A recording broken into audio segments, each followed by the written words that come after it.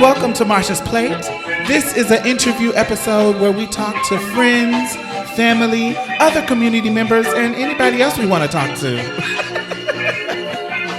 Hey brother, hey brother, hey sister, hey sister, hey sibling, how are you?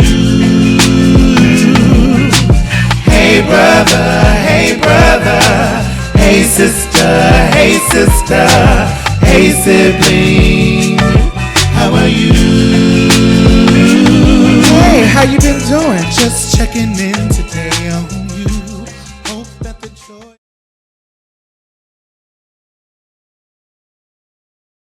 You work so hard to found the district. Mm-hmm. It's a couple of people who there was a conglomerate of y'all who really work hard, but you were at the helm. And can you share just a small portion of that story? Okay. Yeah, so at the time in 2016, I was at St. James Infirmary, which at that time was the nation's only peer-led sex worker clinic in the country. And I was deputy director, and we had just moved back into the Tenderloin, so we had a clinic space in the Tenderloin, and we had learned of a new development that was happening on near Turk and Taylor intersection, so immediately right behind it. And that developer wanted to build luxury housing with no affordable housing included in the building and a luxury 5-star hotel. And the climate in San Francisco at that time was that because of the tech wave of 2010, 2011, most tech companies moved to San Francisco to be headquartered here. And as an unintended consequence, housing skyrocketed and many, many people, hundreds of thousands of people were displaced from neighborhoods like Soma, Mission District, Inner Richmond area, Bayview, Hunters Point, right? And these are traditionally Black and Latino neighborhoods or Filipino neighborhoods that are seeing, hundreds of thousands of families, people being displaced literally within a 18-month time span. Like, it was very aggressive, very intentional. And so you had apartments in the Mission, for instance, that were like $800 a month and then never updated anything. People were being Ellis Act evicted, which is an act that allowed owners or developers to sort of just evict for no apparent reason, but claim to be moving in or turning it into condos or what have you. And so you had all these people losing their housing, affordable housing, and then those same developers, landlords, what have you, were starting to charge $3,000, $4,000, $5,000, $6,000 a month for apartments that initially were going for $700, $800 a month. Because that's how we know capitalism works, right? Or is supply and then demand, and then sort of manipulating that supply and demand, right? To make things overpriced and really expensive. The Tenderloin was considered an undesirable neighborhood. So it was a container space that the city had designed it so anything worth having or exciting was happening in the Tenderloin. And so that's where we had the densest population of trans people in this neighborhood, and obviously homeless communities, drug using, but also multiculturally, large Arab population, Vietnamese population, all in this neighborhood, Black population, etc. So, long story short, we responded to the developer and demanded that they provide a community benefit to the trans community, or at that time, the LGBT community, because they were also building on top of LGBT historical assets. So underneath this building, they were going to tear it down completely. There was an old gay bar from the 1920s that was there. There were like underground tunnels where queer people, trans people would gather and do underground parties and shows and what have you. And so all those sort of resources were going to be lost. And so myself, Janetta Johnson, Honey Mahogany, Stephanie Ashley, and Nate Albee, and at that time Brian Basinger, banded together as a coalition at that time, the Compton's LGBT Cultural District Coalition. Right. The developer was not interested in providing a community benefit. They had already committed to a housing group and building a new building because they didn't want affordable housing on their site. So they were like, oh, we purchased a parking lot that we're going to turn into a high-rise for just affordable housing. But being that the building was, it was going to cost over $400 million to build everything, and they were only offering $10 million at that time for this affordable housing building, we felt that just wasn't substantial enough to give back to the LGBT community. And so that's what started our fight to create a district. And I think at the time, the intention was that the district would be able to buffer this change in real estate and neighborhoods, whereas, yeah, most neighborhoods have completely changed, and the Tenderloin was sort of this last neighborhood that was still its original self. We thought that the district would sort of be able to buffer and mitigate and manage the impact of gentrification and be able to make sure that we weren't having any of our folks displaced. What about your history informs this, made this a passion project for you in particularly? Because all those people that you named didn't come to the helm. Why did you do it? Why was it a passion project for you? Because of all the founders, I was still living in the Tenderloin. And, you know, I came to San Francisco, like so many trans people, with this dream, with this idea that this was the only city that would give me an opportunity. And then I got here and there wasn't any opportunity. Most of the trans people I know were living in the Tenderloin, in the SROs, so the hotels, and doing survival sex work. If you were lucky, you got to work at a MAC makeup counter part-time.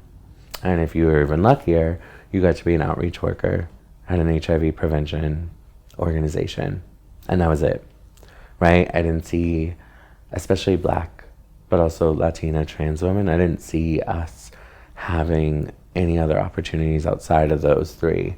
And so when I moved to San Francisco, most of the girls I knew in the predicament that we were in shelters and what have you, we were all doing sex work. The city will champion trans rights, they'll give you hormones, they'll pay for your surgery now, not back then, but now they will, but they won't house you and they won't employ you. I felt I had so many ideas, and based on my own lived experience of what I felt I needed when I was homeless or marginally housed and doing sex work, like, oh, this would have changed the course of my life if this existed at this time. If I had access to this resource, I'd be so much further than where I am today if this existed when I was 19 or 21 or 25. People just have to really shift their vision in thinking of us as a resource in leadership instead of thinking of us just as clients. Because back then, to get the numbers, to get the grant funding, you had to have a client. So if I'm saving you out of this poverty, if I'm saving you out of this whatever, your drug addiction, you no longer are a client anymore. So that can shake up the amount of money I can get. So I'm not even thinking of you as a resource to be a leader. Even though you have the lived experience to inform a solution and strategy that really impacts trans people. And people didn't see that. No, I mean, I came into leadership at a time when it was not normal to hire a Black trans woman to lead anything. So when I got my start in leadership, at that time was to be deputy director of St. James Infirmary, and then eventually, in tandem with that role, executive director of Taj's Coalition. Nobody was hiring Black trans women to be leading anything at all. What was customary was that white trans people, if it was a trans-specific project, they would hire like a white trans man to be like the study director or the program director. And then, like, the Asian trans women or trans folk in general would be like in leadership in those programs. And then as a Black girl, you only could be an outreach worker. So when I came into the work, the only girls that stick out in my mind that I was seeing was like Amber Gray, Brianna McCree, Veronica Fembries. And then other girls would come and go, like Bianca worked part-time as an outreach worker, and then also was working at MAC, or right, like there were girls that were sort of doing a bunch of things all at the same time. But as far as Black girls, there wasn't anyone in leadership at an org. I think Janetta had just became in leadership actually at TGIJP. Okay. So Miss Major had sort of set sail, and Janetta was coming into leadership through Miss Major. And I got hired to be deputy director of St. James Infirmary, and that was like a big deal back then. Who hired you? Stephanie. Okay. Stephanie Ashley. So because of her, I was platformed. So I had been in the work for quite some time. And because you were like busting your ass at multiple organizations, right? Yes. Yeah. So a lot of people don't realize I have been working in social change since I was 16. I got my start at Habitat for Humanity in Portland, Oregon, which is where I'm from. And then I actually did a program through Bank of America. At that time, it was called the Neighborhood Excellence Initiative. And I was selected to represent the state of Oregon. So they picked 3 people from each state across the United States. So they had hundreds of thousands of applications. This was like a really competitive program back then. I got in. I got to intern with Habitat for Humanity for 6 to 8 months, something like that. And then in addition, I did trainings in DC. So the chief of protocol for the Bush administration at the White House, we did our training at the White House on etiquette and protocol. And we did all these workshops with senators and elected officials, but also political strategists, training us, right? We were all youth. We were all under 18 on how to be like the best leaders of the future kind of thing. And so that was like my foundation. And then I worked like with the LGBT community, usually through colleges. So Portland State University, Southern Oregon University, Queer Resource Center, that sort of thing. And that's how my advocacy began. And then when I moved to San Francisco, I was homeless, I was doing sex work, and then that's when I got started in trans advocacy work.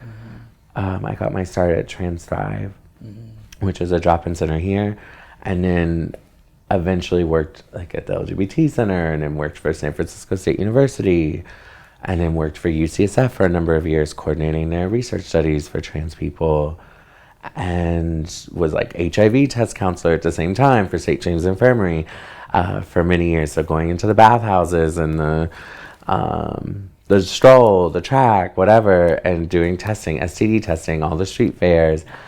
And people used to tease me because I worked literally 3 or 4 jobs at a time because they don't pay you well as an outreach worker. So I would work 20 hours here, 10 hours on this UCSF study, and then 15 hours on this like HIV prevention program. And so the only days off for many years I had was federal holidays. Those were the only days I would have off. And so I generally would work from like 8 a.m. till 10 p.m. Monday through Sunday. Exploitatively paying your dues. Yeah. I mean, I also, that was all informed by trauma too. So it's like, while I'm this case manager running this drop-in center, they weren't paying me enough. And so I was living off of payday loans in a cycle, right? And had an eviction notice on my door, and I'm case managing people and helping them fight their eviction on their door, and I have one too. Yeah. Right? And so for me, the only solution at that time was just, okay, I gotta work. If I like to eat well. I like housing, preferably with no roaches. You know what I mean? So I had to grind, but it was also work I believed in. Right. And I figured the work that I did in my 20s would set me up for the rest of my life. That was what I was convinced. If I grind it out and, made the sacrifices to be successful in my 20s, then I'd be able to live off of that work for the rest of my career. That was my hope. One of your first projects when you came to the helm of Transgender District is to beautify the district. Yes. Which is, the district is smack dab in the middle of the Tenderloin neighborhood. And if anybody's been there, it ain't too pretty. There's a charm to it. We can embrace. There's a beauty in the grind. Yeah. What changes did you implement and why did you start there? After we founded the district, it sort of became world news. And, media outlets around the world were featuring our work. Honey, Jeanette, and I were often doing press around the district that whole first year. I'm the only founder connected to the Tenderloin in this particular way. So I would walk around the Tenderloin and the girls would be like, I keep seeing you on TV talking about this district. Where is this district? And I would be like, oh, you're in it. We're in the district. And the girls would be like, okay. And Janetta actually, when I finally said yes to coming back to lead the district, she was like, I hope you beautify it and make it pretty. That's something you're really good at. And so we didn't really have a lot of resources. And so that's where I got started because I figured, we're telling the whole world that this place exists. And then our own community in this neighborhood is like, wait, what? A lot of people thought it was like a vanity project of the city. Oh, the city is just doing this. They're just, calling it this thing for, social justice cookies. And so we started painting the flags, the trans flags. That was the first big thing that we did. I don't think people know behind the scenes, working with the city and the amount of bureaucracy to get anything done usually can take a year, 2 years. We got that done in 2 months. I went to the city. They were like, oh, that'll take 18 months. And I was like, no, we're going to make this happen.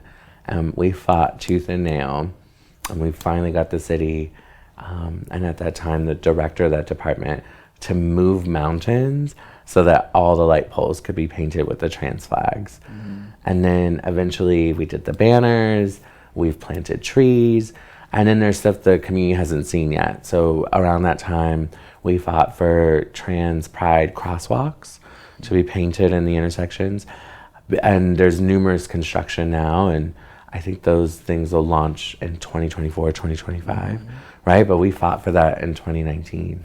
But one of the reasons why you were able to kind of push this forward is because you have built relationships in City Hall. And yes. Can you talk about that a little bit? Yeah, so I was appointed by Director Davis and Mayor Edley after we founded the district.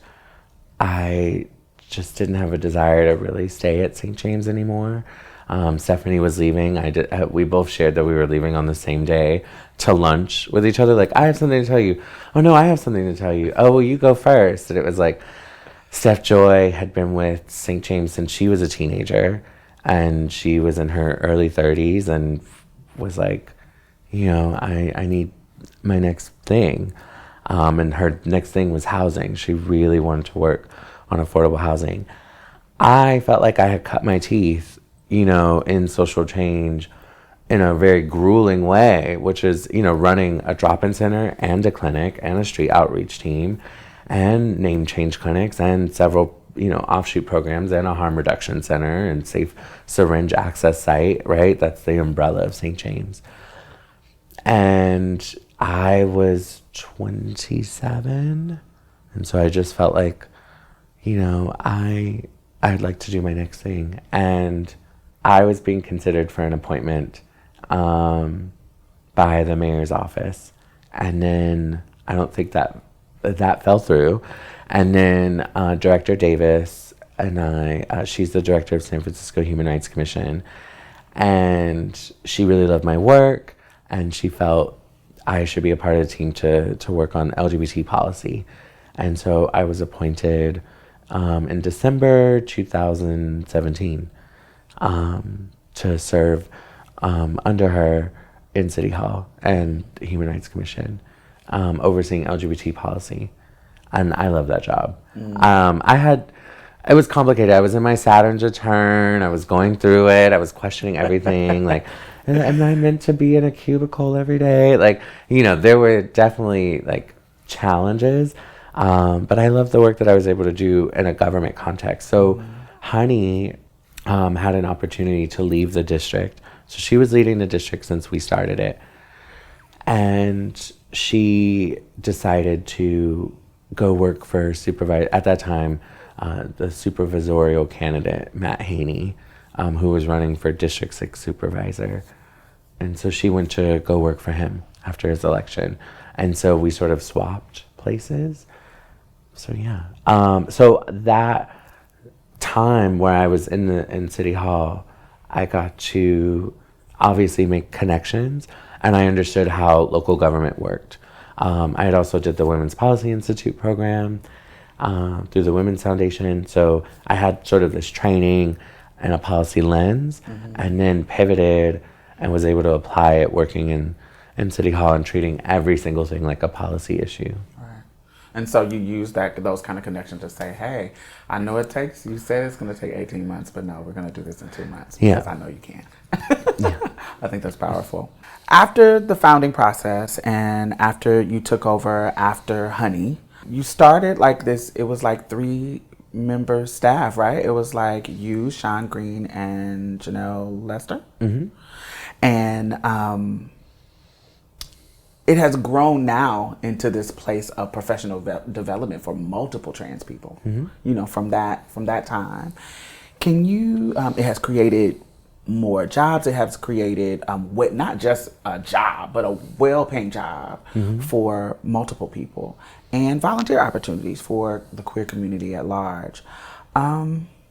Can you talk about your mindset in regards to that? Why is that an important thing when it comes to creating spaces for trans people to be developed and put them in places of leadership? Why is that was an important keystone of the district?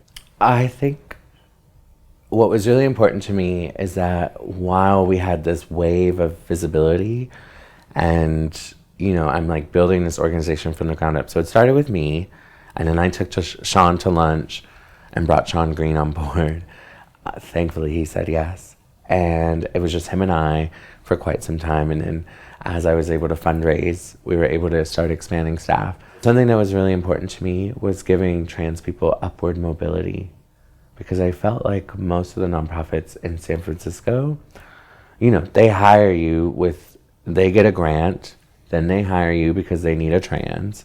And then they pay you $16 an hour and work you to the bone. And then when the grant is over, they just give you your pink slip.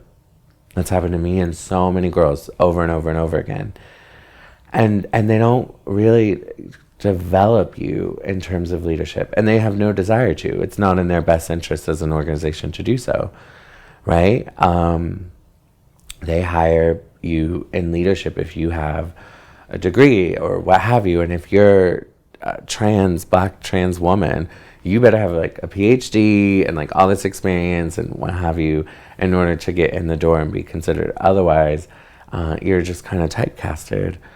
And I saw that trend and I hated it. I also felt that if we had the resources in our own personal lives, right, that whole when you're on an airplane and they tell you if there's in case of an emergency and the oxygen mask comes down, you put the oxygen mask on yourself first and then do it for the child or the infant. Who does that for trans people? Especially trans people with multiple barriers to upward mobility. Nobody at the time. So everyone thought I was crazy, because when I brought girls like Janelle or Jupiter on, I was paying them $80,000 to $100,000 a year, and they didn't have degrees or the merit or anything, right? It wasn't a merit-based approach.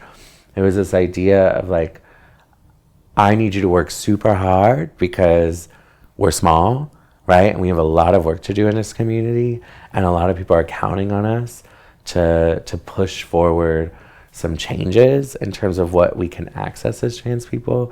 And so I need you to be committed, but I also need you to be able to take care of yourself and have the housing that you want that feels affirming, to have access to the things that make you feel affirmed, so that... That's not rocket science. That's like so basic. If you want your employees to work well for you, why not take care of their needs? That's so common sense. Yeah, there was an article that I had read in that time in Forbes that said, if you can't afford to pay your employees salaries that allow them to only have to commute 10 to 20 minutes to work, then you can't afford to operate in that city. And so what often happens is these nonprofits will, and not just nonprofits, like for-profit as well, but they'll hire you and then you live an hour away and you got to take a BART train and a Muni train to get to work every day. And then you're like, this was me, right? Lived experience. Everything at the district that I ever created, that I ever led, was informed by my own lived experience. So I was hopping the BART turnstile every morning to get to my job and then getting fare evasion tickets because I couldn't afford the $300 a month on BART to get back and forth from Oakland to San Francisco every day, right, for all of my jobs. And so I didn't want that for... Underpaid jobs. Right, and you're working in social service, right? So you're case managing people that are in crisis, you're helping mitigate, right? They are so deep in crisis that they've come to you and say, help me fix it. I don't know where I'm going to sleep tonight. I don't know where I'm going to get food. And then you're supposed to be this organized person that's like, here's a voucher, here's this resource. I'm going to call over and see if we can get you a bed at this shelter. I'm going to da-da-da-da. You check in with me in the morning and da-da-da-da-da, right? Like, you're supposed to be that person, but my life was chaos, right? Because I couldn't afford to live in the city. And so then I was evicted from my apartment. So I moved to Oakland, was living in a utility closet, right? Rented out a utility closet with 4 roommates in the house and like couldn't afford the things. And so what I noticed was that the thing that changed most of my life is like when I was working multiple jobs or then became in leadership, I had the resource to be sustained. And that was the cure. Right? So people chastise you like, you're not living on a budget, or why do you have credit card debt? And it's like, well, if I made enough money, then I'd be able to cure it in most instances. The issue is that I don't have enough resource. Right? Yeah.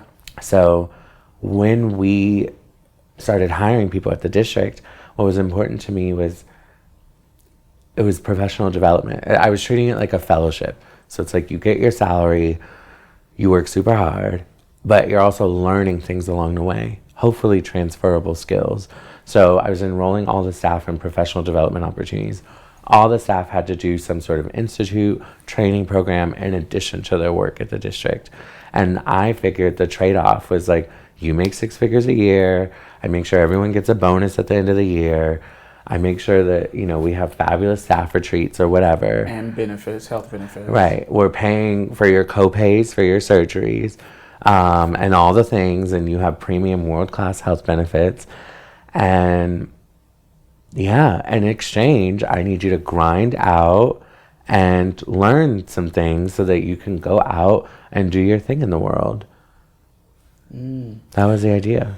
You know what was also powerful? That that when I was, you know, I've been in strategic meetings because I've been a leader in community for so long. So I've come to you all's meeting. And one of the powerful things that I saw you do was when you were advocating for a raise for yourself, you also were saying, hey, if you give me this raise, I want the lowest paid person in my organization to be raised to where they are incomparable to me. So it's not just I'm advocating for myself to get a raise, to get this, but I'm also everybody in my organization, the least amount I need them to go up to, so they're not this far distance from me when it comes to percentage of salary.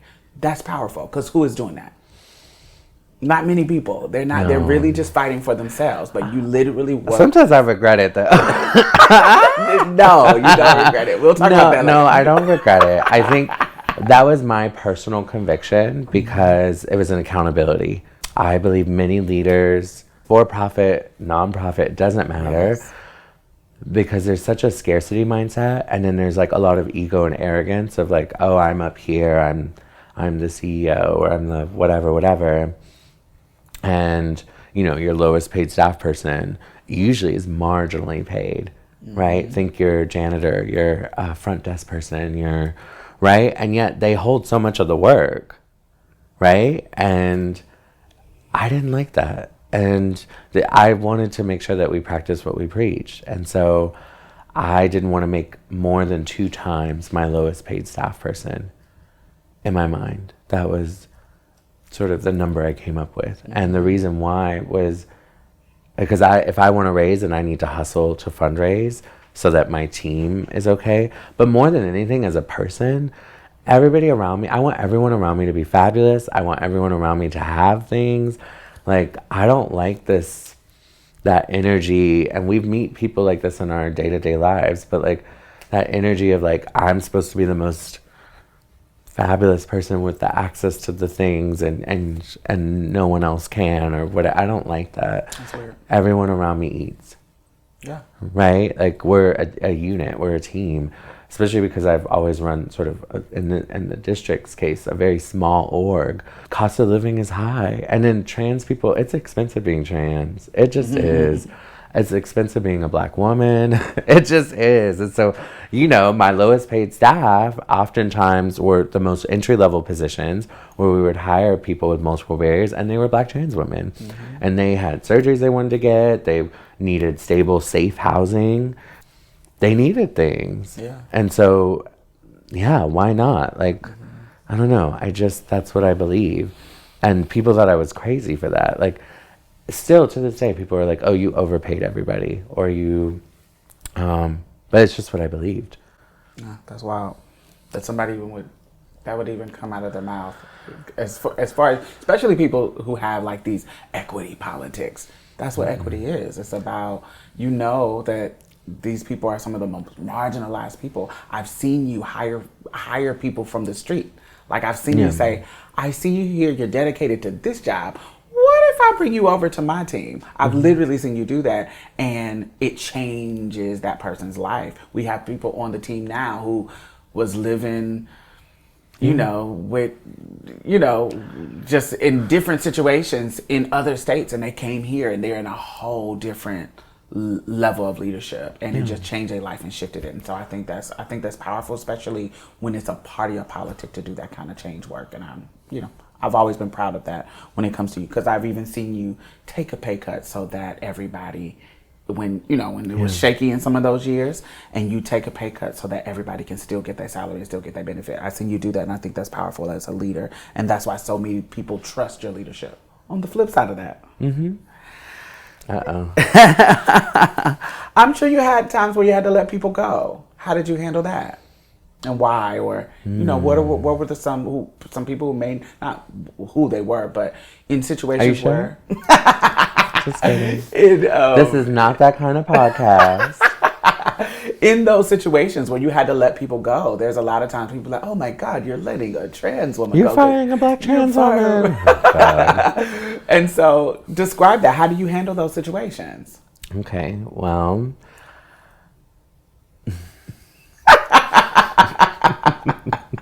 So the district has fired numerous staff. That is very true. I've never talked about it publicly, but a few things. One, we ordinarily, at that time during my leadership, legal or not, were pretty much only hiring trans people or non-binary folks. So it would make sense that as one of the largest employers of trans people, that we would then be firing trans people, right, if needed. Second, with other trans people, I've always been really patient. So it takes a lot to get to a place of like separation and like this isn't working out.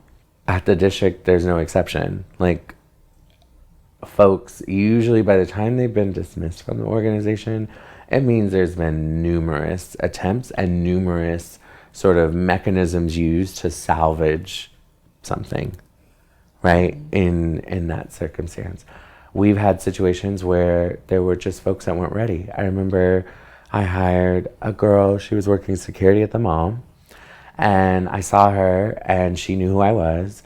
And she was like jokingly like, oh, can I come work at the district? And I was like, well, can you start tomorrow? You know, she was talking about how she was working as a security guard. She was feeling isolated, what have you. Again, I was very unconventional in my leadership. I didn't do job interviews, very rarely.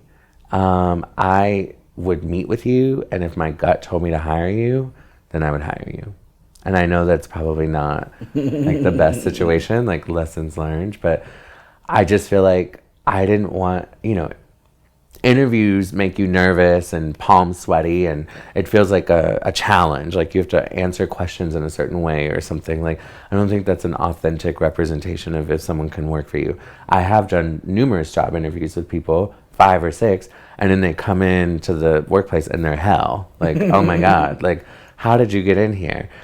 In this scenario, this young girl, we brought her in, and she was overwhelmed. Because a lot of times at the district, what was happening is they would see what was happening on social media and in media as a reflection of, oh, that must be what the district does all day.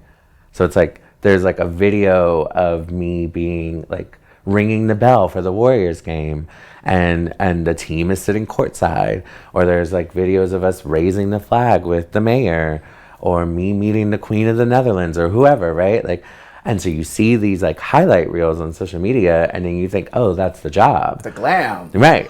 And I'm like, oh, girl, they're on Instagram because these are like random moments. Right. These are random moments that probably won't happen again, but okay. And so we would get a lot of young girls who were attracted to the district because of that. And then they would come in and they're like, oh, you want me to work? Oh, like, shift starts at 10 a.m. Boom. You work till 6, paid lunch. What I expect, you manage your time, but you get the things done. Whether it's receipt justification or launching a new program or sitting in meetings on my behalf so that I can work on fundraising. Like, and then you're doing committees and you're doing the city processing, you're going to city hall or like whatever it is. Right. And so, doing outreach. Just sitting in this meeting and translating the notes for me or somebody else or... Yeah, and then engaging with our folks, doing town halls. I want you doing grassroots organizing in the Tenderloin, what have you. And a lot of staff were really shocked by that. And so this young girl, she just wasn't ready. She wasn't in a position in life at that time. So I transferred her. I called over at St. James. I was like, you need to hire her for the trans housing shelter. And so she was able to sort of start softer because she was really struggling. And what I didn't want is for these trans folks with already multiple barriers, and then they're like, oh, I think I want to work there, and then I say yes, and then they get there and they feel like they're stupid, or they feel like do you know what I mean? Because that's what was happening, and you would see their self-esteem declining.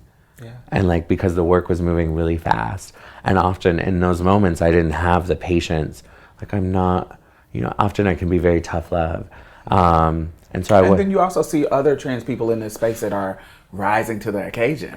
Yes. They are rising. So how can that make me feel? Right, because you're on a team full of trans people. Right, and some people are like, ooh, I'm going to step up, and I'm stepping up and doing amazing work. And then you're struggling. So how does that make me feel? Yeah, right. I can see how it can be. And so in those cases, I would just try to find something that was more suited so that they could... Because then they would come from the district, and whether they knew it or not, they would have a little bit more experience than they thought, and they would go like work at the trans housing program as like the front desk person, but then they would know the thing, right? In other cases, in terms of dismissal, it was either like not a personality fit, or there were a series of incidences that just were not appropriate for the workplace. And in those moments, unfortunately, younger staff and this generation really, a lot of the activism is like TikTok activism. So it's like, oh, and so and what's beautiful though that I admire is like people will create narrative and then they'll put it out there. And what's interesting to watch is people will just take that as truth. And so there have been moments where the district has been dragged online and posts have gone viral, like that drag queen that, was making these allegations towards the district. That post went viral for her. Good for her. I'm glad she got that. And at the same time, it wasn't true, right? Or it was a half truth, right? Without context. But people immediately ingest that. They go on their computer or their phone, they see a post, and an allegation is a truth, right? And I know that's complicated because we see that in pop culture a lot more now. In this instance, certain girls that would go on the internet and be like, Aria's evil and she fired me because I'm a Black trans woman or whatever. And then people would take that as Bible. And that's the weird, because it's like did your Black transness get erased in the situation? You know, I think as Black people, something that we see often is that when we look at someone and we think they're of a certain access and success, we take away their Blackness in some ways. Like Oprah, yeah. Right? Like, we don't think Oprah is impacted by anti-Blackness because of all these strides that she's made. So if she shares a moment where she's navigating her Blackness, as like in Zurich, right? with a bag. Yes. Well, as Black people, I think what happens is, like, we'll either see it and like, oh, you know, that's just what it is. Like, even Oprah or Beyonce and Jay-Z or whoever are dealing with these kind of issues. Or, as I see on the internet, it's like we become dismissive. Like, oh, well, she's still rich, or she's this, or whatever. And it, like, justifies the thing.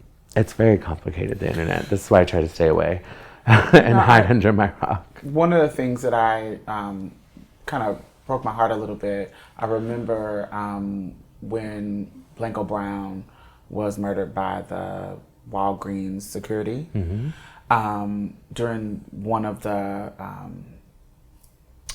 protests or, you know, demonstrations, they were like almost blaming the trans district because of that. And I thought that was ridiculous when we know the scenario that was happening there. What was ridiculous was that the media was running it. Yeah. So it was like these two trans people who already had beef with the district because their friend Janelle was fired many moons ago.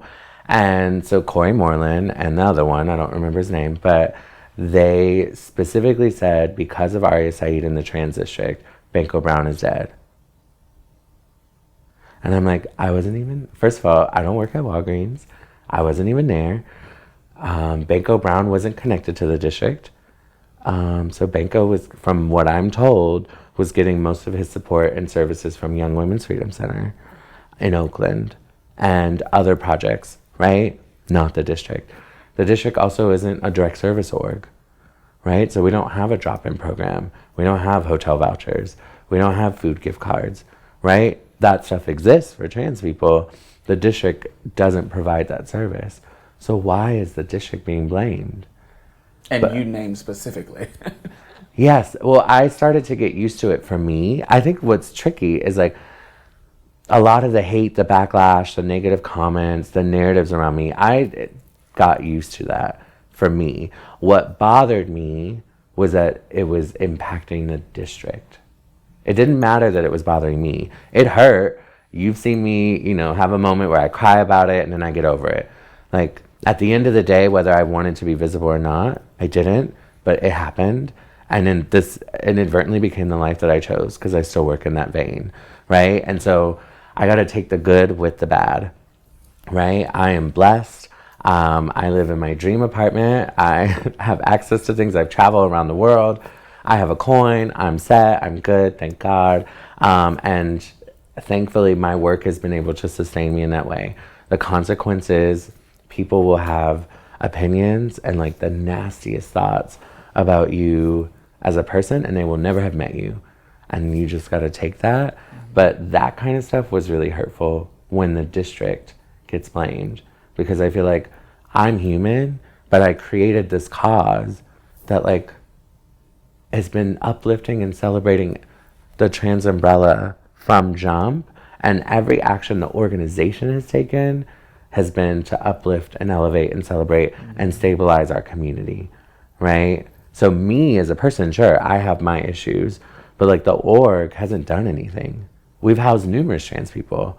this just happened to be a situation That we where weren't connected to. yeah, that we weren't connected to, yeah, that we weren't connected to, and we otherwise would have helped him had we known. But people in the community, I think, took it too far under this guise of like activism, especially Corey Moreland, because he has fired most of the Black trans women that he's hired, and nobody says anything about that. Because then I hired them, right? When they were losing their housing, they came to ask a job from me, and then we hired them. So let's talk about what the district actually does. Okay. I want to start with 2020 because we all, as a whole, as humanity, were affected by COVID-19. But it particularly hit our community hard. It impacted so much of our work, and it forced us to do like this total overhaul of our plans for that year and redirect our strategies to battle this new like unknown threat, right? Mm-hmm. And so through your leadership, Transgender District rose to the occasion in a beautiful way. Can you talk about your mindset during that time and how it changed your strategy and how it impacted San Francisco? No, really the country. I mean, I am really grateful, obviously not for COVID and the pandemic particularly, but for that moment, because it gave me permission to really try anything. Mm-hmm. In this instance, this was like the district at that time, we were kind of doing events, and then, we're literally a cultural district. A lot of people don't realize what that is, but most of the cultural districts in San Francisco, they have an event or two, and, they have like some community gatherings and maybe an art program, and, that's it. And like, that was the aspiration of the district, but in a trans LGBT context. Right. And so in 2020, we were getting messages from trans folks in the neighborhood. This was like literally when Mayor Breed announced shelter in place. And we were the first city in the country to do so. And like everyone's going on lockdown. So remember like that day where we're like all running. I'm from Houston. Oh, okay. So lockdown. It's sorry. What's lockdown? What's sorry. That? So because they were ignoring any kind of lockdown. Okay, so we had what was called shelter in place or a lockdown, where effective immediately. Oh no, I was being sarcastic. I know my God. Lockdown Okay, is. never mind. I was about to explain it because my state is crazy. But in San Francisco, we had a very conservative lockdown, so everything was closed. And you could not just be like outside for no reason. Eventually they're like, oh, you can walk around as long as you have a mask and what have you, but no gatherings. Like at the park, people were breaking those rules, so they drew like chalk circles, and so people had like COVID pods and whatever, right? Like their friend group that they could be like unmasked with, and right, remember we didn't know how you got it, so it was like people were Lysoling people, like I was meeting with and so picture this, the mayor announces shelter in place. Me, like everybody else, is running to the grocery stores to get food. The lines are out the door, into the parking lot, out into the street. I literally fought with a woman for the last bag of potatoes and like a bell pepper. And I'm like, I thought you were vegan and gluten-free. Like, apparently all that went away because the only things left on the shelves are like the vegan gluten-free things. I'm like, not the girls hoarded the Oreos, honey. I'm like, like this is a world pandemic. I'm gonna go hide and bunker down. Like, yeah, forget this. Forget this diet. But that being said, I had a moment where I think my grocery bill came up to $800. Right? So you go around, you're waiting in line. I will never forget it. It's like there were lines in every aisle of the grocery store. And you're getting what you can, right? And then you're trying to Amazon the rest. Dildos, food, whatever you needed to shelter in place. And I pulled out a credit card that I never used to pay for my groceries. Like it was nothing, right? Again, everything that we do at the district at that time was informed by our lived experiences. So me, Janelle, and Sean talked about that like in our team meeting, and we had some messages from trans folks who were like, please help me. I'm on SSI or fixed income. I don't have any groceries. I don't have any medical supplies. I don't have my medications.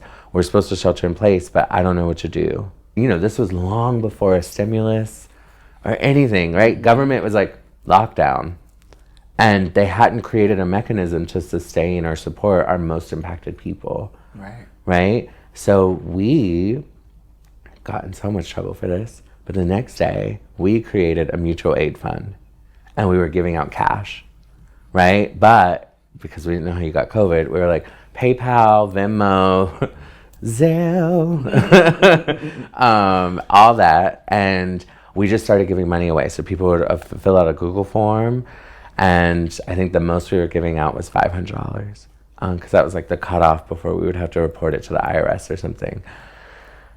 And obviously the demand was really high in our local community. And then we opened it up or people naturally started to apply because word spread. And then we got in trouble by the city because we were using a city grant to do it. And they said, you better not be using that grant. And we were like, but our people need help. What are we supposed to do? And so thankfully we were able to fundraise, and kind-hearted people donated. And so we were able to help over, I think it was almost 1,400 or more trans people across the country. Eventually FEMA and the Human Rights Commission asked us to work with them on giving out resources as well. And so that's how we were able to help so many people, trans and non-trans. So eventually we became a resource for anybody that felt that they needed this resource. Something that was important to me is we did the honor system. I didn't check pay stubs. If you said you had a need and you went through all this trouble to get it, give them the coin. Do you know what I mean? Like, it's a pandemic. We don't have time for all this. And so that's what we did. And then we worked with like Trans Law Center, Black and Pink, and all these other orgs to replicate it. And so they reached out like, hey, how did you do it? How did you find out the legals? I'm like, I just did it. And we would figure out that other stuff out later, and like got in trouble, and we figured it out. And thank God for accountants. They make everything work. And thank God for the celebrity connections, because during that time there were celebrities that were kind of shouting y'all out because y'all were doing this powerful work. And then that brought in like general donations, so you were able to do what you want with that. Well, and that was, I mean, a testament to Raquel Willis and Philip Picardi. They were at Out Magazine, right, before. And then they made a list, right, during this racial reckoning in the United States of like Black trans orgs to support, and we were on that list. So literally overnight, we went from like 1,500 followers to like 29,000 in a week. And then Christina Aguilera, Selena Gomez, Dan Levy, and all these people were like talking about our work on their platforms, shouting us out. Trans celebrities, regular celebrities, I don't know. Like, and then it kind of became this thing. And what was amazing is that people donated, and we were able to grant out most of those resources back out into our community. So 2020 was the year where the district tried things on. So we were giving out food in the Tenderloin. We were giving out hot plates. We were doing COVID testing. The city was prioritizing vaccinations for the API and Latinx community, not the Black community, not the trans community, and hadn't demonstrated a commitment to doing so. So we fought the city to get them to do vaccination access in the Tenderloin, right? Where the majority of our homeless constituents are, people of color that, have low to no income, like this, right? Like, wouldn't you prioritize giving them access as well? So we did that. We also piloted the entrepreneurship program from the money that was fundraised, where we created a boot camp for trans entrepreneurs. And that was like based off of like a keynote I did for a tech company. And I had said like, oh, if the world doesn't hire us, which they don't, right? They don't prioritize hiring us at least, then we have to start our own businesses and make them successful and then hire other trans people. And that is how we'll cure our economic disparity. You're reminding me of Dr. Joy James. She has a concept called the captive maternal, and you gotta look that up. But the concept is basically how usually it's called captive maternal, but it's not gender based. There's anybody could be one, but basically it's these people in community that support so many people, and they're in that community and they're holding them up just to get re-exploited. They're being exploited because when we think about you, kind of keep hope when you were in the trenches of outreach, and you said, I'm having these same eviction notice coming to me, I'm having these same exploitive things, but I'm also the one that's coming in your bathroom when I know you might be going through a relapse or going through suicidal ideation, and I'm just so happen to be strong enough to hold people up, but it's really just holding them up just enough to get exploited and by the system. And so she was talking about people who are captively in that kind of cycle of saving people in their community constantly. Even like if you go to the penny candy lady, just people who are constantly in this state of every little thing that they get, they're giving. And so I think it's important that we build that kind of infrastructure to get us out of that process, or try to at least get us out of that process. So that leads us to the Transgender Entrepreneur Acceleration Program. So poverty is such a complex issue that, and it influenced by unemployment, low wages, inadequate social services, discrimination. So you created a few programs and initiatives that address those things specifically. So tell us about the Accelerator Entrepreneur Program. I mean, that program definitely, in addition to guaranteed income, that one, we'll talk about that later. Yeah, that one was my baby. Yeah, we created that in the moment, and then cheers to our first cohort, because we didn't know what we were doing at all. Oh my God. Name some of them. A dear friend of mine, Jeff Henry, Sean helped with that. And yeah, that was, and so Jeff at that time was working at Long-Term Stock Exchange.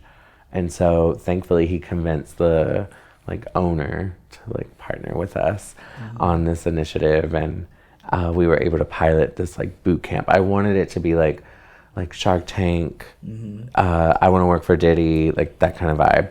But you train, and then you come out with a ready to go business. So it's we put people in the program, and then we were the first cohort, we were definitely figuring everything out. But I knew that at the end of the program, they need to have a website, they need to have a logo, they need to have a brand, they needed to have their LLC or their tax incorporation for whatever they chose, S Corp, LLC, I don't know, C Corp. Wait, let me give you the list. This is so amazing. So you give a $10,000 seed grant. Yes. You give, now. At the first cohort, they weren't so lucky. We didn't have that much money.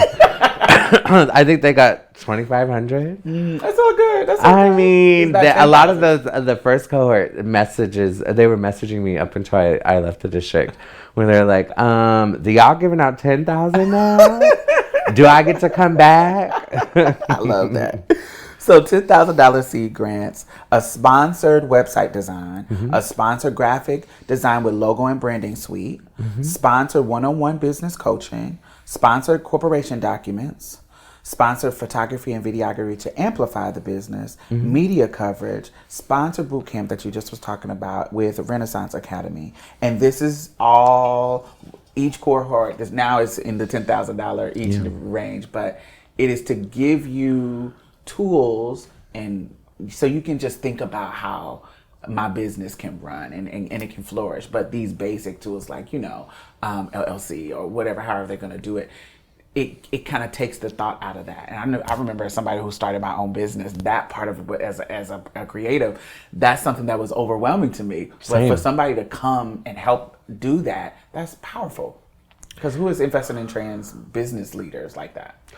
Nobody. And I think, something that I was taught in sex work advocacy specifically is how to think about the work that you did as an escort or a sex worker as transferable skills, cash handling or, entrepreneurial, and advertising, marketing. Being that many, not all, but many Black and brown trans women come from that being one of our only options, right?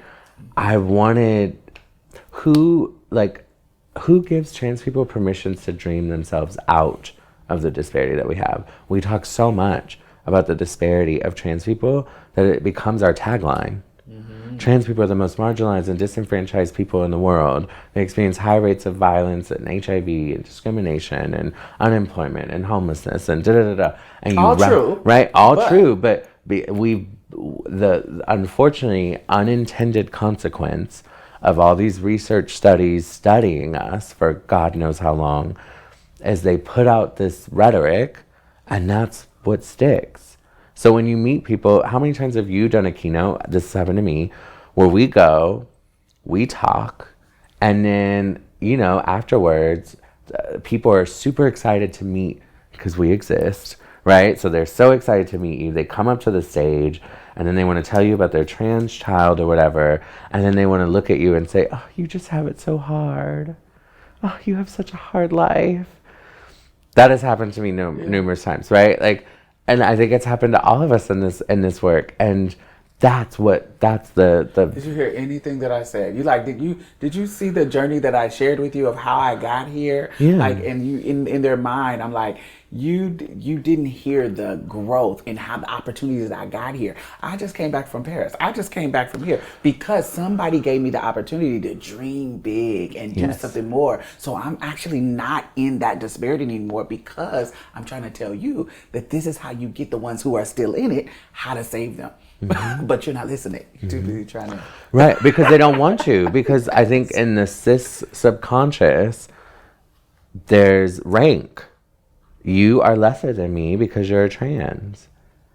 Right? Because that's what they've been conditioned to see. Like now that we've seen the emergence of trans voices and we've had this trans renaissance and the tipping point, now that people have had access to us, like the thing becomes like, oh, you just must have it so hard. Oh, you're so brave. Blah, blah, blah. Like, and yet no one takes that into an action. No one mobilizes that into action. So for me, I was like, there has to be some trans person who is sleeping on the BART, who is like, if I just got this opportunity, I could open a boutique, or I could become a hairstylist, or I could, whatever it is, right? Like vocational, self-employment, whatever it is. Like, because that was me. There are so many times I'm like, if only there was just like a small business grant, I could like open up a storefront or an online boutique or something. And, those opportunities never happen. Mm. So that's why we started it in that particular way. It was like, there has to be somebody. And sure enough, there was. Now the district gets hundreds and hundreds of applications for 16 spots in a year. And so how you have like 30 people so far in the cohort, like over years? I think we've graduated over this last cohort was our largest, so that was 16 people all at once. Before we were doing it like 8 and 8, 5 and 5, and so we've graduated over 30 people from the program. And what kind of success have you seen? It depends, and that's what makes it even more beautiful. Is we've had people do the program, and they don't start a business, or they decide it's not for them. But at least with that business coaching, they learned how to do QuickBooks. They learned how to manage some finances. It planted a seed, right? And then for other people, it helped them grow. It was just the thing that they needed, right? So we had Melanie Empon, trans sister friend. When I was a teenager and into my 20s, we used to go to Asia SF specifically to see her perform because she's a brilliant performer. Who knew that during COVID, she was on unemployment and she decided to put herself through electrolysis hair removal school. She learned how to do it. She got licensed. And then she was like, I want to open my space. And I was like, oh, girl, let's help. And she did all the work on herself. So this is also the other piece is like, there are certain people that just rise to the occasion for themselves, and you are a facilitator towards them getting things, right? But you're not opening a business for them, right? Because we've had people graduate the program, open a business, and then be mad because they're like, well, the district didn't do enough for me. And it's like, well, we gave you $10,000. We designed your logo and paid for it. We got you the coaching. Did you want us to make the coffee too? At your coffee shop. But I digress. Melanie has now gone on to open 2 campuses for her business, right? And then she did exactly what we dreamed of. So she's hired like 5 or 6 trans people, and she's sponsored their trainings to become licensed electrolysis hair removal technicians. And then now they work for her, and now they're shadowing her so that they can start their own thing too. Boom. Right? Beautiful. Right. Right.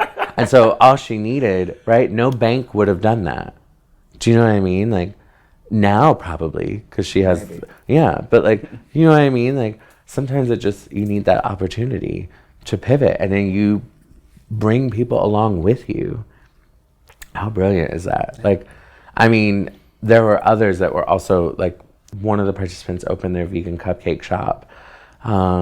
Right? So like there's been a range of different experiences, but I think that program, no one else is doing that around the country, not for trans people. So a growing body of research that's based in experiments that shows that a basic guaranteed income actually works. Mm-hmm. And so it shows that it pulls people out of poverty. It shows that it improves their health outcomes. It shows that it makes people finding jobs easier. Common sense things. So you ambitiously decided to create the GIFT program. Mm-hmm. Can you tell us about that? So the GIFT program is an acronym, Guaranteed Income for Trans People.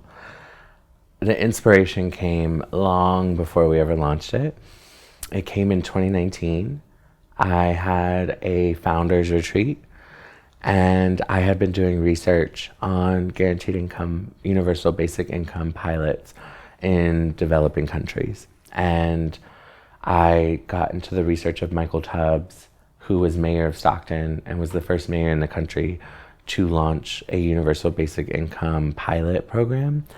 And the results are, of course, validate everything that we know anecdotally. I don't know why we always have to research the hell out of everything to start a program when we know that it will transform people's day-to-day lives. But that's the world we live in. And so I wanted the district to be able to do that. In fact, that was my goal, was like, once I get the district to do this, then I can leave. And yeah, so we started talking about it in 2019.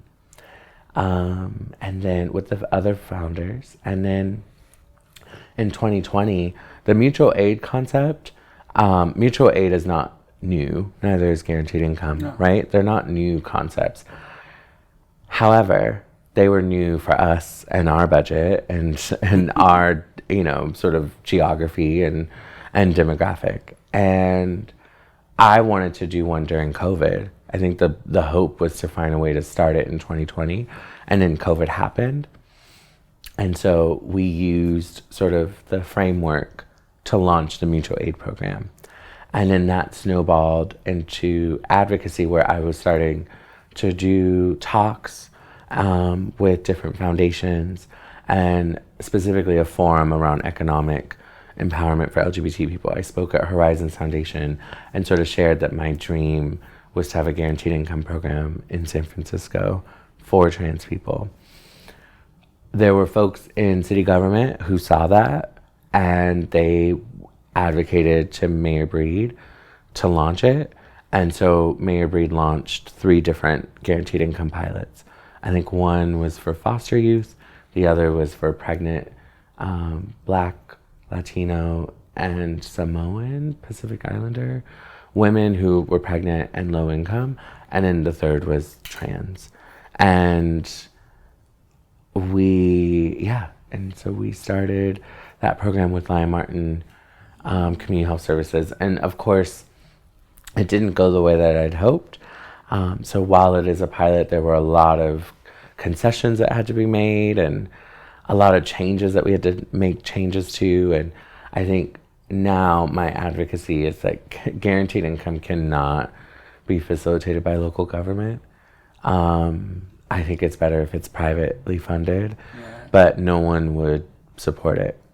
We shopped it around to many foundations and there just wasn't interest.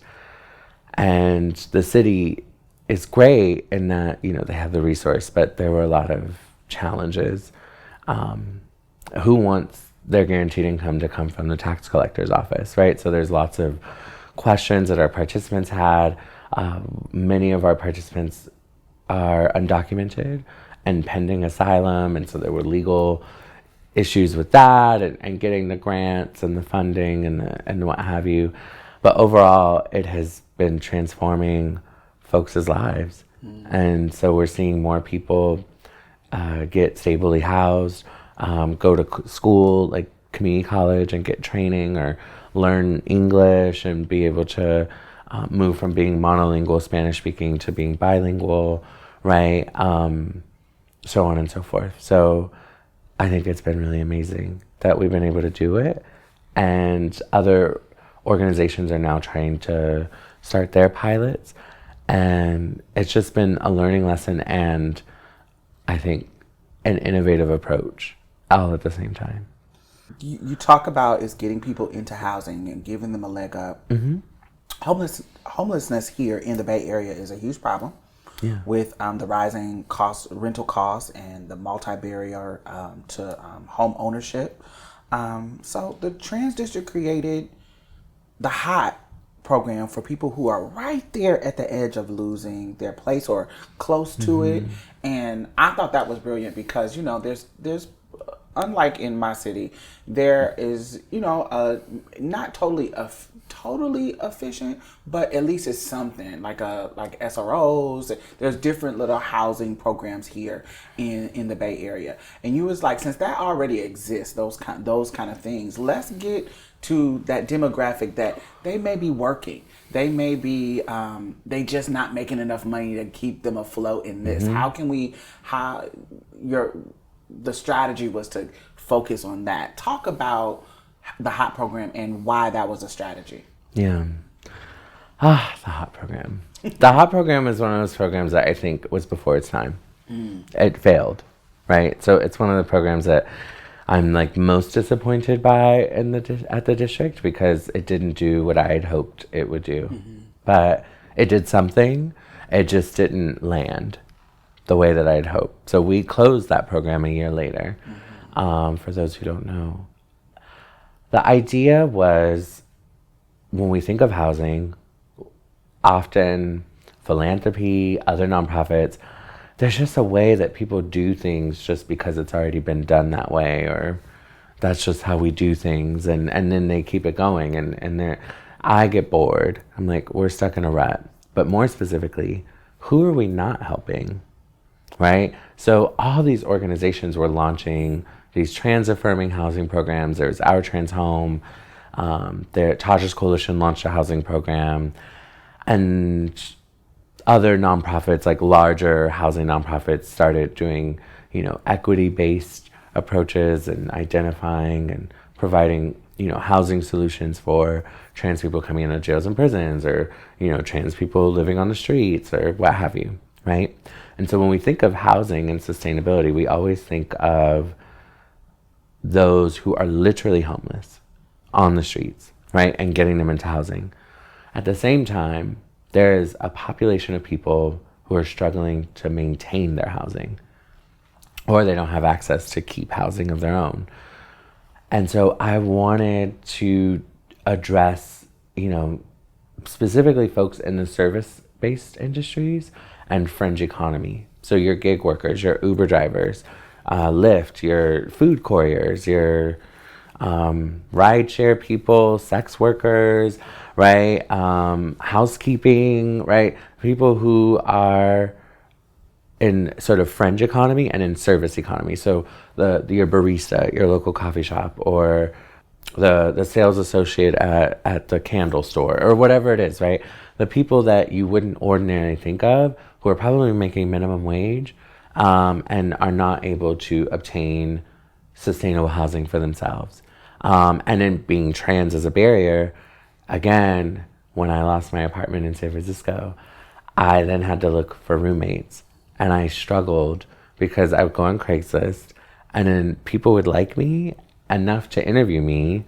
I would go to their house and then they wouldn't pick me. And a lot of trans people would share that with me. Like, okay, everyone makes it sound like it's very easy to get roommates in the Bay Area. Not for trans people, no. No, it all depends, because in the Craigslist ad, they'll put like queer, non-binary, vegan, household seeking, da da da da da da.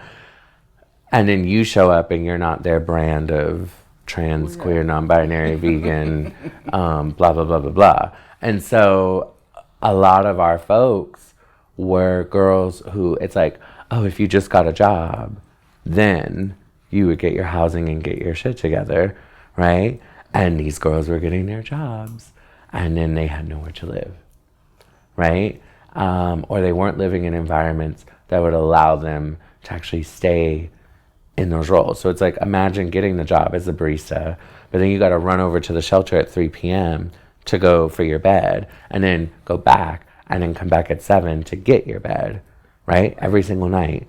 Because shelters do it, check-in, they figure you don't have a job, you're homeless. Right. So to keep your bed, you need to come at 1 to 3 p.m., check in for the night, right? And then come back because the shelter's not open. So you need to come back in the evening to claim your bed. And if you're 15 minutes late, we give your bed to someone else and then you are out of luck, right? So we had That makes sense. So we had a few folks that were in those kind of situations. And so with the launch of the housing program, it was very simple. We partnered with a developer, Star City at that time. They had what was, I think of them as SROs, but they were co-living. So think of co-working spaces like WeWork, right? Sort of the brands that people think of when they think of renting a small little office and then sharing the common spaces.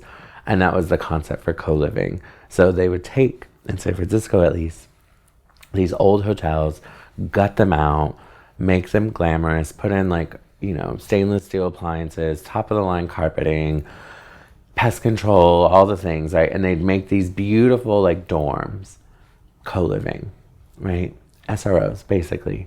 And put people, and then they charge people like $3,000 a month to live in there. So they're actually not cheap. They're cheaper than what the market is. So they're always 15 to 20% below what the market is for a studio, right? And so they pay attention to the market, and that's how they develop their price. And then, if folks live in like newer buildings, it's like you sign a lease and you get concessions, and that's how they market it, as like the rent being cheaper because they've amortized the concessions throughout the life of your lease. So like, oh, you get 3 months free or whatever. That's not a discount. That's just the price of the thing. And then they raise it up. So what we did is we partnered with them and we held a bunch of their units for their new buildings. And so we did what was called a holding agreement. Not a lease. So the Trans District was not the landlord. I was like, if someone doesn't pay rent and like they have to be evicted, optically, like the Trans District evicting a trans person from their home, no. So thankfully, I actually worked with lawyers on that one, and like we did what was called a holding agreement, where we paid the rent for these vacant units until we could fill them. And then we immediately switched and we sponsored the rent at 50%. And so my encouragement to all the participants was to save what they the other 50% that they would ordinarily pay, put it in savings. And so we were able to stably house over 26 people for that program for a year. A blessing in disguise. When the program shuttered, we had negotiated with the developer a set rate that wouldn't, and certain limits on increase in rent. So they got to still pay the substantially reduced rate of what they were ordinarily charging. Yeah, so like a rent control type of situation. Yes, yeah. But lower than the market. Right. Yeah. I think when you think about failing, where it may not worked out the way you wanted it to work out idealistically, but that is still a win. You got people in cheaper housing, and I'm pretty sure that some of them are still in those spots. Yeah, and it was beautiful. I mean, the rubric was, I went and looked at different developers myself. I laid in the beds that they had. right? Because they come furnished, right? So we wanted something that was low barrier. Like, what if you don't have furniture? Like, okay, well, they have it. You just got to buy your bedding. And then we would buy, like, we'd give them housewarming gifts. That was my favorite part. So we would get them, like, bedding and things. We had a partnership with Target. So, like, we would get, like, bedding and toiletries and art. And we would, like, gift it to them and, like, welcome home and that kind of thing. So but it was very important to me that it had to be somewhere that I myself would live. Because I wasn't just going to throw trans people in some dump and like roach coach and be like, well, you got housing. Like, no. Be grateful. Would Aria Sa'id, as bougie as she is, I know y'all think I'm bougie, so as bougie as she is, would she herself live in there? And if she wouldn't, because there were many, and the staff can tell you, there were many buildings that we looked at, and I was like, no, not this one. Right? Because I figured we had the coins, thank God, people had donated, so we had the coins, and this was entirely funded by donations, right? So people donated in 2020, then they stopped donating in 2021. But in 2020 they donated, and so I was like, why don't we do a housing program? We don't need to get a grant yet. Once we launch the program, then we can fundraise to keep the program. Right. But we have the resources to do it for a year. And so that's what we did. But, foundations weren't really interested in it. The city felt that they had already overextended on trans housing commitments and weren't interested in adding another sort of type of housing subsidy program. And so it just kind of deadpanned. But I thought it was before its time. So I think if that program came out like in 2 years from now, then I think it would make more sense to people as we're seeing the plight of people who are working in gig economy, right? And we saw that in the pandemic, but I don't think we paid attention how these rideshare apps were fighting against providing benefits to sick time, vacation time. What happens when you're sick and that's your sole income? You have no safety net. What happens when a pandemic happens? No one was giving them unemployment. Right. They had to create a special law so that they could get unemployment, right? Like, and what is happening to workers' rights right now? Like, we're seeing the dissolution of traditional workers' rights and benefits, with more companies pursuing independent contracting, gig economy sort of labor, where the person, they don't have any safety net resources. No. I'm in that situation now. Yeah, right. Sorry, and I digress. But, something that it's just always something that's been really important to me is like, sustaining and supporting folks like that in the service economy. Like, we've all worked in service industry, food service, retail, right? And when you're sick, you're gainfully employed. If you don't work, you don't eat. You know what I mean? That's like, what the Bible says. I mean, and so how are folks able to access housing in this city, right? And so this housing program is specific to an issue in San Francisco, which now you have the very, very rich and the very, very poor.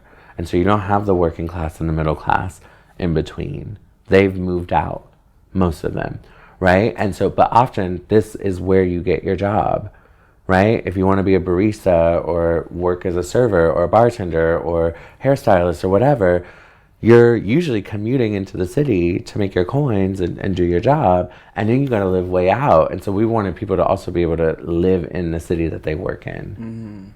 Well, the Transgender District is not a direct service. There's a lot of direct service stuff going on in the past years. That's a lot of stuff.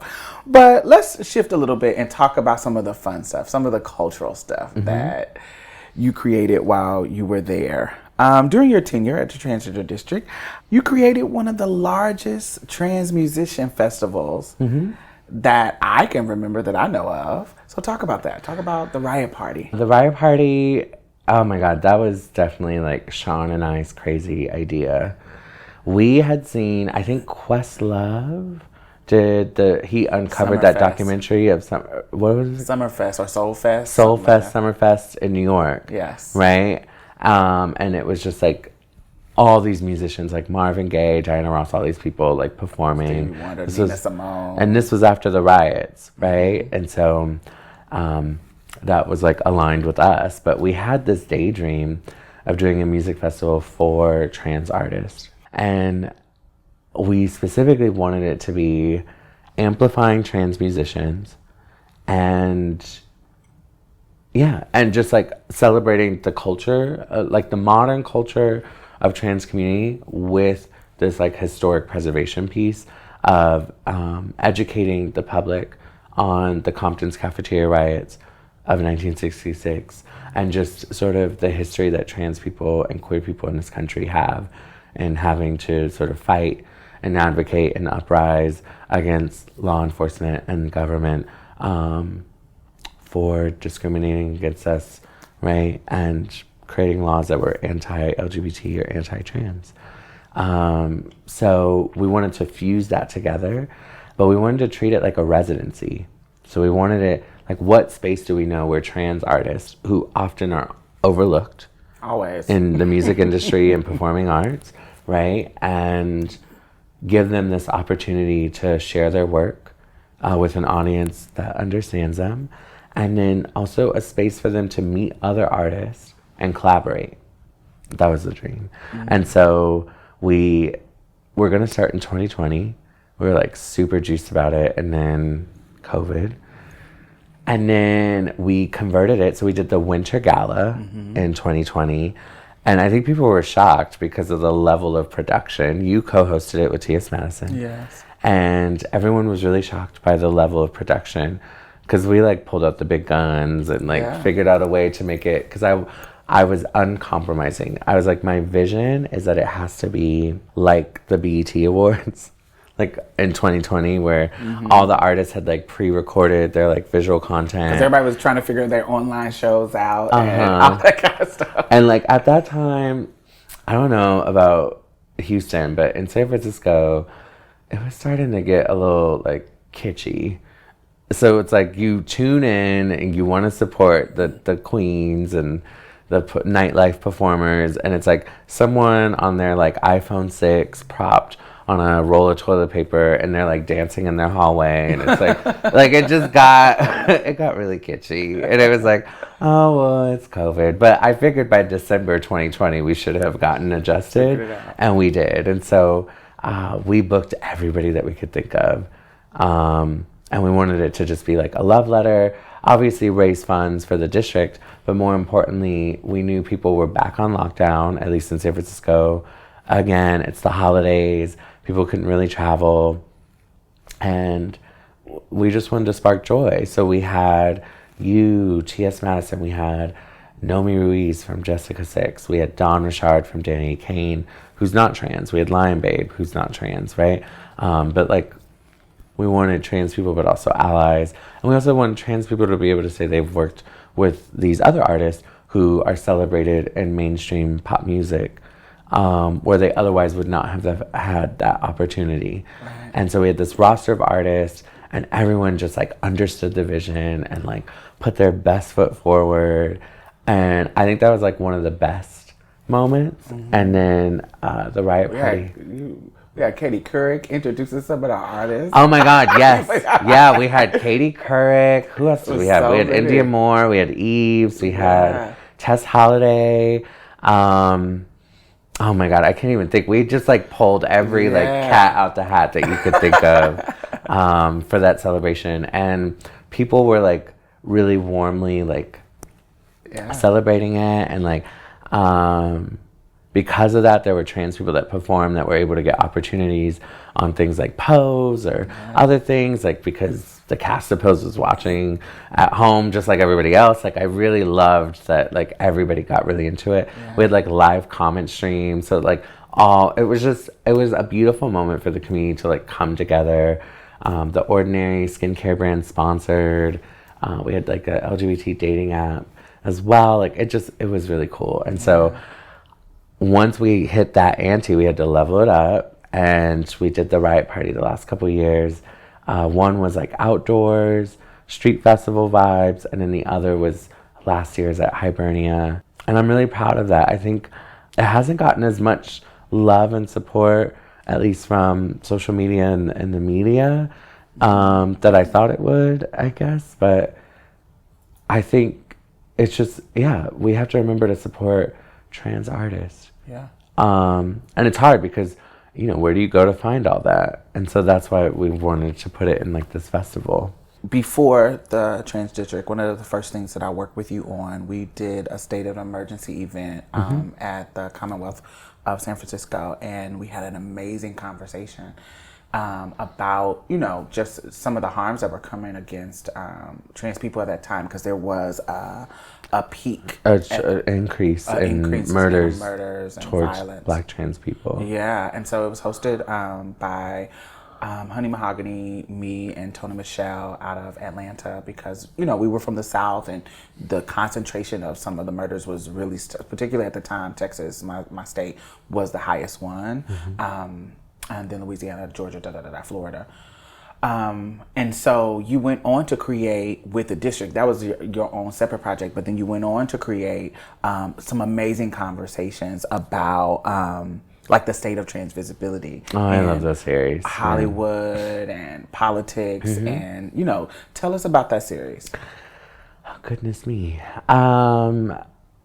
Yeah, so the state of emergency series, my dream was to do like the People's Forum, Commonwealth Club kind of content where you're like highlighting the social justice issues, but for like everyday people who may not know about how to help make those changes. Right. That was like my dream job. Like maybe I'll do that now, is like produce that kind of content.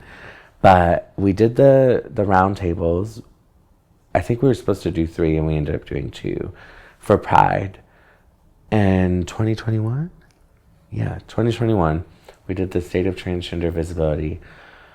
And, you know, with this like trans tipping point, there's just a way at that time it started to feel like things were plateauing, but also changes were happening. So we had the roundtable featuring trans people in Hollywood and how they're navigating it.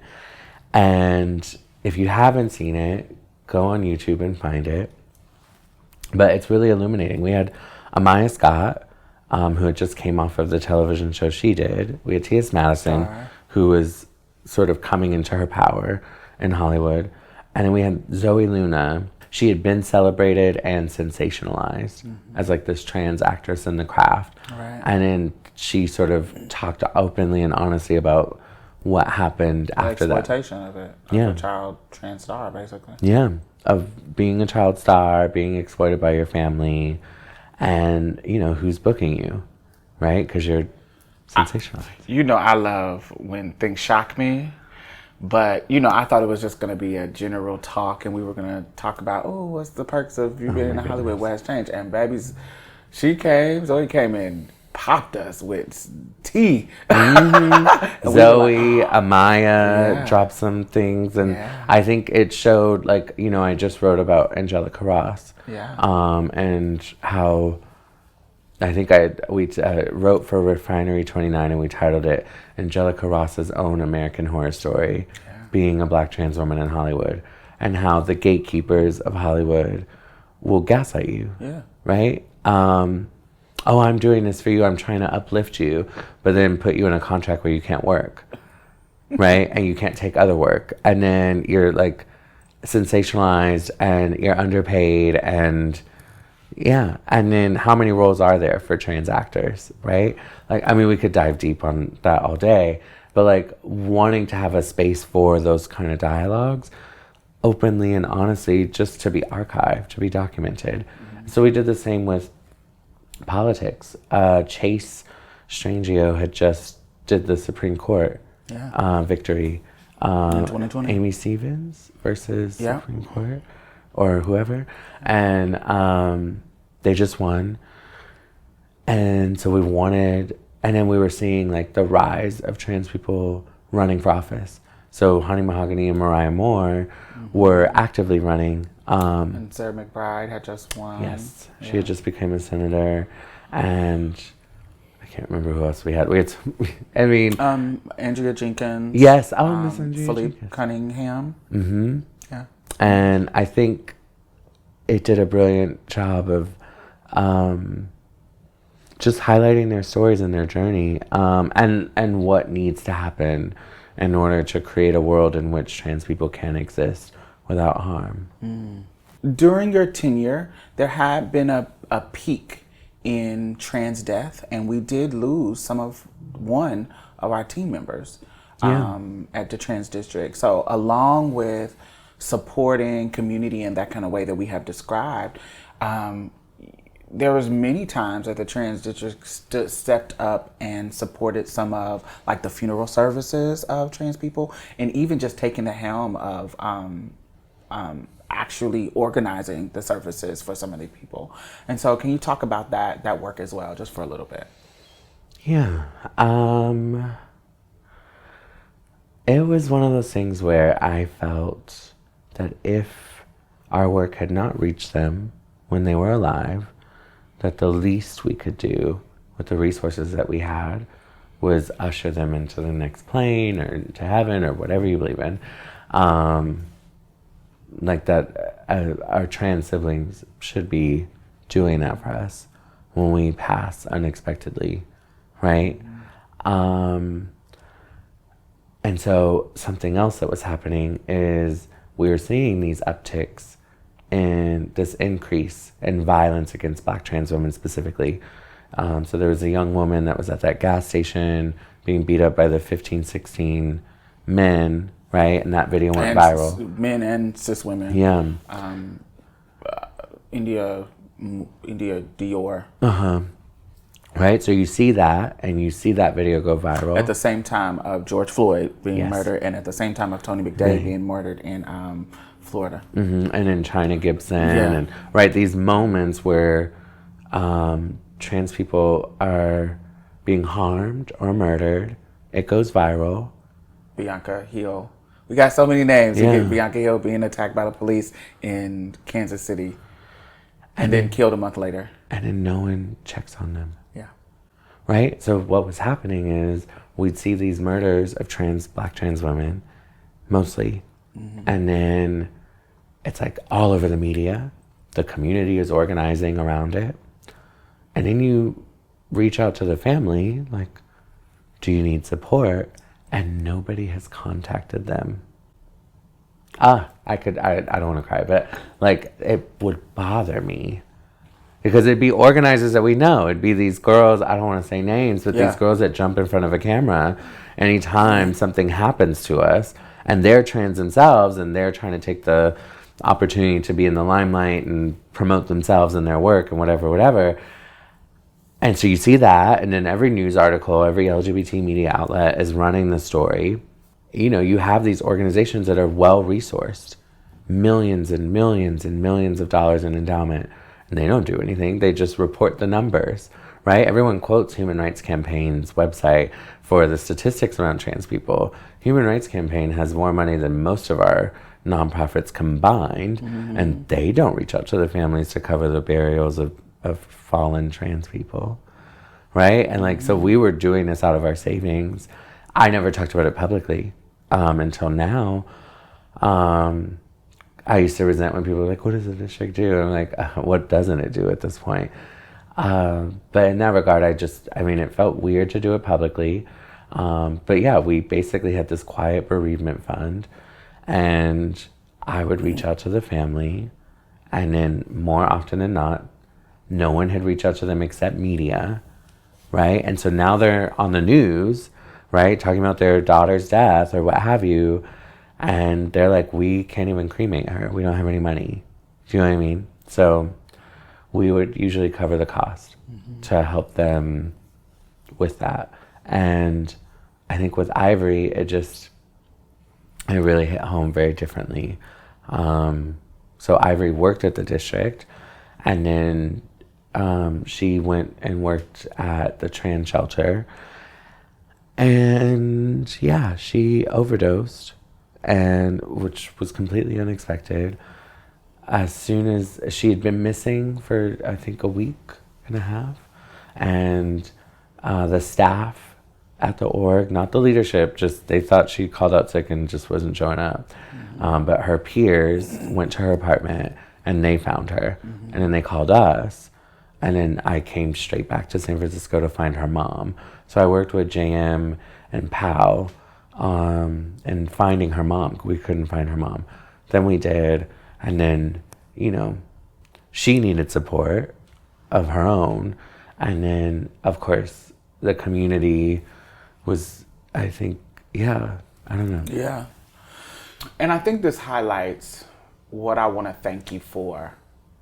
Because if we just think about everything that we have talked about during this discussion, as far as the attacks from community members, attack from fake leaders, attacks from people thinking, oh, what are you doing and not doing enough, and all the things that you're holding, and even holding this, along with your own personal health struggles. I've been in a situation with you where I'm calling you and you at an emergency room because of your own personal health struggles, and then a day later, after you getting out of the hospital, you got to deal with something else that comes along with the district. I have seen you multiple times sacrifice yourself, and for it, while even some of these people don't know what's happening, dogging you and or praising you. It's a give and take. Yeah. And so you're holding all of these things, and I think that for me, that is the point of this conversation, to show in your tenure at the district, what have you done that, and how you have impacted the culture on a national level and on a local level. And I want to thank you for your work. I want to thank you for the hours that you brought in, that you put in, and the planting the seeds of inspiration to many people, because I see some of your work that I know came from you being implemented in other cities, and people trying things out. So though it may not worked out here, or it did work, so let's bring it here. Trans people are literally seeing the work that you do and transferring it. As somebody who lives in a state that is crazy, I see these things kind of popping up and trying things, and they're trying different ways to do things because of your leadership, because of your example. And I want you to know that we do appreciate you, and we see the work, and it has impacted our national discourse around how to care for trans people under multiple layers of circumstances. And so we appreciate you. Thank you. And you are now passing the torch to our new leaders. Yeah. And so can you talk about Carlo and Brianna, and what do you hope, now that you have stepped down, what do you hope for in the future of Transgender District leadership and programming, and what's next? What do you hope for next for them? Yeah. Brianna and Carlo, what a dream team. I'm really excited. It kind of just happened. It just happened, and it worked out. We got to meet Carlo, and he's just so talented and brilliant. And then Brianna took some coaxing to come on girl, come lead. But both of them, they've been in this work for quite a long time. And so I think them together, we kind of came up with this co-directorship based on the challenges that I had to deal with in my leadership, and how often felt very isolated and unsupported and burnt out all the time. Right. And so creating this co-directorship allowed for them to have balance and a support system within each other. Because I think that's the thing I yearned for most, is to have someone to lean on and be like, hey, what do you think about this? Right? Having that. And so they have since started in August, and I think they're reaching 90 days of their leadership, and they're keeping everything going. And they have a lot of exciting ideas about how they want to do things, and different approaches to community organizing. I mean, when I called Brianna the other day, she was at the local women's shelter, passing out flyers, bringing it back to that. And I really love that the two of them together, bringing that element back into our work, more grassroots, and so they have, oh my gosh, they need the love and support and donations to make this little engine that could keep going. At the same time, I think they both have incredible visions for what, building trans futures looks like. Right. Yeah. So what's next for you? Ooh.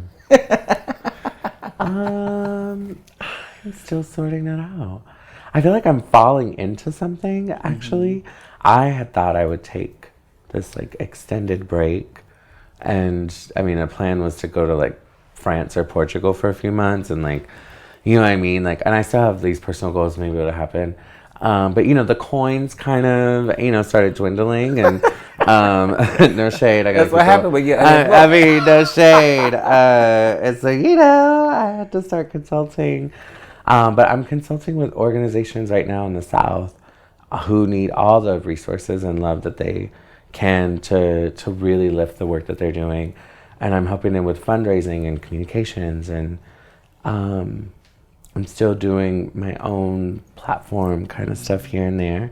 And I'm just trying things out. And I don't think people realize for the last 7 years, the district has been my entire identity. So I have, you know, eat, drink, breathe, sleep the district for this long that I didn't know who I was outside of the project anymore. I mean, my whole life has been curated to support this work. And so now it's like, I'm still questioning, like, what do I actually want? And I'm still figuring that out. I'm still exploring. I'm still doing my thing and opportunities are falling into my lap, which I'm very grateful for. The phone still rings, thank goodness. So I'm able to work on different projects, but now I think I'm in a space where I get to work on projects short term and kind of bounce around, which is what I think I need to stay sharp and to feel like I'm accomplishing my mission. Last question. What, you know, with trans people, the cliches that talk about gender dysphoria. What is bringing you euphoria? Ooh. What is making you happy?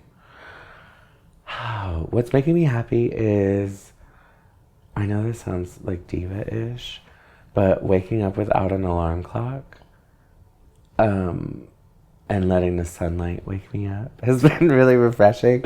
I don't think that's going to be a long-standing thing because my schedule is getting busy again, but that, after being carefully curated, waking up at 5 in the morning every single morning and then working until 9, 10 p.m., do you know what I mean? Like, and that was my life every single day. And then traveling on top of that.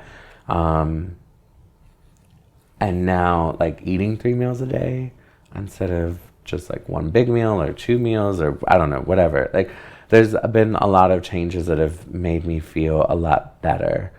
And if I'm not having a productive day, not feeling guilty, which is new for me because I'm a perfectionist and a workaholic. So it has been an adjustment for me, but it's been giving me joy. Thank y'all for listening to this interview with the amazing Aria Sa'id, and make sure that you continue to support the Transgender District and all the things that they have coming up, and we will see y'all there.